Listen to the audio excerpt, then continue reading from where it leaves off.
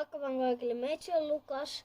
Ja nyt on mun ensimmäinen haastevideo aika. Eli koitetaan juoda melkein kokonainen lasillinen Spritea ilman, että röyhtästään siitä sen jälkeen 20 sekuntia.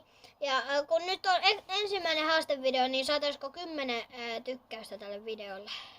Olisin tosi kiitollinen teille. Ja nyt mä aloitan.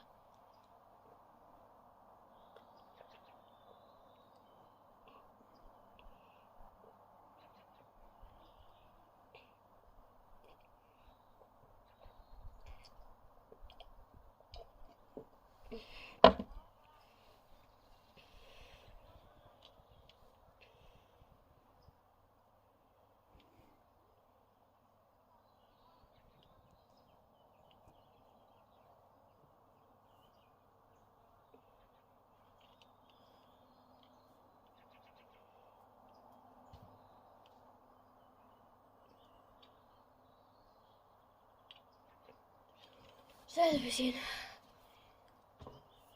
Tää oli yllättävän vaikea haaste itse asiassa. Mut moikka!